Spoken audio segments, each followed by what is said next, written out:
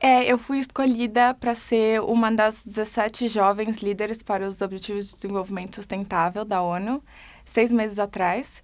E eu fui escolhida justamente por conta do meu ativismo por direitos digitais e justiça de dados. E eu acho que é muito importante trazer esses temas desde uma perspectiva jovem para espaços como a ONU, mas também outros espaços de tomada de decisão, porque eu acho que é importante ter uma outra perspectiva e fazer com que isso impacte as políticas públicas que vão ser desenvolvidas tanto para os jovens, mas também para toda a sociedade. Eu acho que depende do tema, né? Quando a gente fala dos ODS, eu acho que o que eu vejo e o que eu venho vendo desde 2015 é justamente que os países têm se conscientizado mais sobre como o desenvolvimento sustentável não é um assunto onde você pode só focar em um aspecto, sabe? Para combater a fome, a gente também tem que falar de clima, a gente também tem que falar de água, a gente também tem que falar de tecnologia. Então, eu acho que eu vi que os países estão se conscientizando mais que é um processo transversal e tem tido resultado. Eu sinto que os países estão mais impactados e a sociedade também. Eu acho que eu vejo hoje, talvez, muito mais a sociedade civil falando dos ODS do que propriamente governos. Eu acho que a popularização dos ODS empoderou a sociedade civil a ter uma plataforma onde você pode não só conhecer os seus direitos, mas também entender qual é a responsabilidade do seu governo em fazer isso acontecer. E não só a responsabilidade do governo, né? Mas também a responsabilidade de todos os atores da sociedade.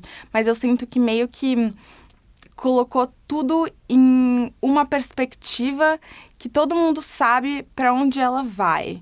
Então, eu sinto que isso fez com que as políticas públicas mundialmente tenham mais coerência. E eu acho que isso é o que a gente precisa um pouco quando a gente fala de desenvolvimento, porque senão a gente vai ter sempre essa diferença entre países mais desenvolvendo-se do que outros, até nos países em desenvolvimento, né? Então, eu acho que isso criou justamente um espaço onde a gente pode também co-criar políticas públicas, aprender com os outros países, porque a gente está justamente todos nessa mesma plataforma. Então, acho que isso foi bem interessante. A minha esperança para 2030 é ver uma sociedade igualitária, justa, onde os direitos humanos são tomados em consideração quando a gente fala de construir políticas públicas.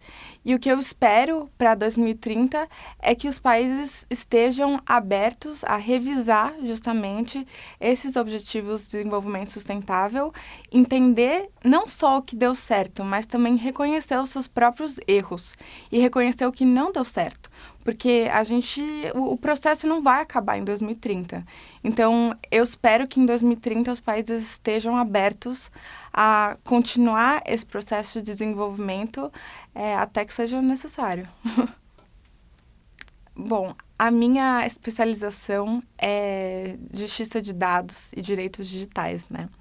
Então, quando eu penso numa mensagem para os líderes mundiais que tem a ver com os direitos digitais, eu espero que, quando a gente fala de revolução digital, eu espero que os líderes mundiais levem em consideração as minorias, as populações mais vulneráveis e pensem nisso antes de aprovar certos projetos ou construir políticas públicas para a gente garantir que a inovação e a tecnologia não acabe tendo o efeito contrário e justamente que não termine enfatizando as desigualdades que a gente já vê na nossa sociedade. Então, eu espero muito que os líderes mundiais levem em consideração a ciência, levem em consideração diferentes atores da sociedade, claro, inclusive os jovens, e que a gente caminhe justamente todo mundo junto para uma sociedade mais justa.